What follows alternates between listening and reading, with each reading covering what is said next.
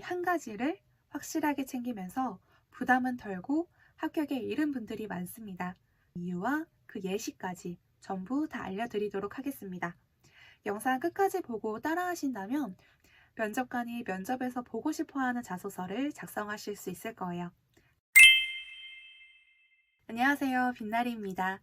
오늘은 단순하지만 파워풀한 힘을 가진 자기소개서 작성하는 방법 말씀드리겠습니다. 많은 분들이 자기소개서를 쓸 때 유튜브 많이 참고하고 계시죠? 그런데 유튜브에서 자기소개서 작성법을 찾아보면 정작 많은 정보 때문에 혼란스러워지고 결국에는 한 글자도 쓰지 못하고 포기하게 되는 경우도 있는데요. 제가 직업상담사로 근무할 때 이런 분들이 정말 많았어요. 어떤 분들은 영상의 내용이 너무 어려워서 따라하기가 힘들다고 하시고, 또 어떤 분들은 자기 상황과는 전혀 맞지 않은 내용들인 것 같아 혼란스럽다고 말씀하시기도 하더라고요. 그러다 보니 스트레스를 받아서 결국에는 유튜브에 있는 예능을 보면서 시간을 보내시는 경우들이 많았어요. 자기소개서가 합격해야 면접을 보고 면접에 합격해야 취업이 되잖아요. 취업에 정말 중요한 첫 단계여서 부담이 크신 것 같고, 그래서 많은 요소들을 챙기려고 하다 보니까 그런 것 같은데요.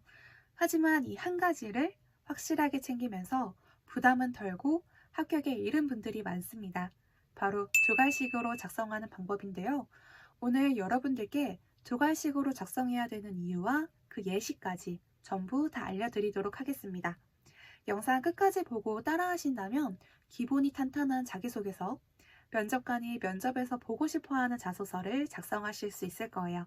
그럼 시작해볼까요?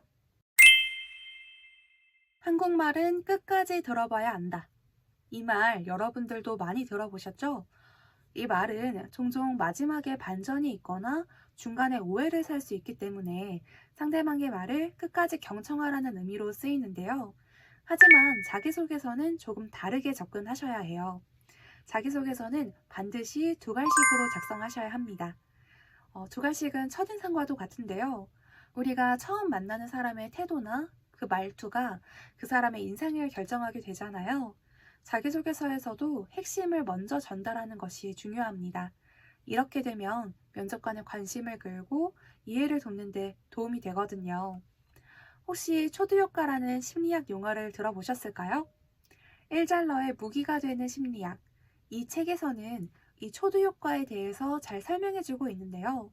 처음 접하는 정보가 그 사람에 대한 인상을 만들고 그 인상이 평가에 큰 영향을 미친다는 그런 심리입니다. 자기소개서에도 이 원리를 적용할 수 있어요. 면접자와 지원자가 서로 많은 시간을 가지고 대화할 수 있다면 여유롭게 이야기를 나눌 수 있겠지만 현실은 그렇지가 않죠. 면접관은 수많은 지원자들 중에서 짧은 시간 내에 평가를 내려야 하거든요. 이때 두 갈식으로 핵심을 먼저 제시하면 면접관들은 여러분들의 강점을 바로 파악할 수 있습니다.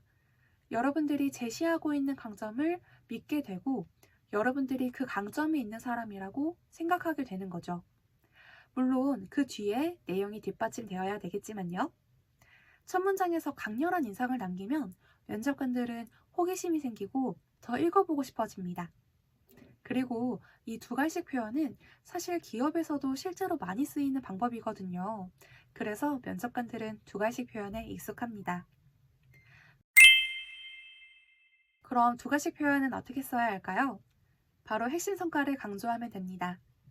그런데 자기소개서를 처음 쓰시는 분들은 경험이나 성과에 대해서 작성하기 좀 어려우시죠? 그래서 여러분들이 가지고 계실 법한 경험들로 몇 가지 예시를 들어볼게요. 예를 들어서 카페에서 근무하며 고객 서비스 프로그램을 개선해서 고객 만족도를 15% 향상시켰습니다. 대학 동아리에서 연간 행사를 기획, 운영하며 회원 수를 40% 증가시켰습니다. 봉사활동에 참여하면서 3개월 동안 20명의 학생을 대상으로 학습 멘토링을 제공한 경험이 있습니다. 이렇게 아르바이트, 대학 동아리, 봉사활동, 경험으로 충분히 작성하실 수 있습니다. 성과를 표현할 때 꼭 퍼센트와 같은 수치로 나타낼 필요는 없어요. 여러분이 편하게 계산하실 수 있는 방법으로 표현하시면 됩니다. 예를 들어서 몇 개월 동안 몇 명을 도왔는지, 또는 몇 번의 활동을 했는지, 몇 회에 걸쳐서 진행을 했는지, 이런 식으로 적으셔도 괜찮습니다. 그런데 구체적으로 수치하기 어려우신 분들도 있으시죠? 여러분들이 가지고 있는 역량이나 강점을 직접적으로 언급하셔도 괜찮아요. 중요한 건 여러분들의 경험이나 능력을 잘 전달하는 거거든요. 예를 들어서 문제 해결 능력이라면 저는 복잡한 문제를 분석하고 해결하는 강점을 가지고 있습니다. A 프로젝트에서 팀원들과 함께 고객의 니즈를 파악하고 그에 맞는 솔루션을 제시하면서 고객의 만족도를 높였습니다. 이런 식으로 작성할 수 있겠죠. 구체적인 수치가 없어도 여러분의 경험이나 능력을 두 갈식으로 잘 작성한다면 면접관이 여러분과 이야기를 나누고 싶어 할 거예요. 내 강점을 분명하게 보여주는 것이 핵심입니다. 오늘은 두갈식에 대해서 설명드렸는데요. 두갈식은 여러분들의 이야기를 더 매력적으로 만들어주는 정말 중요하고 강력한 도구예요.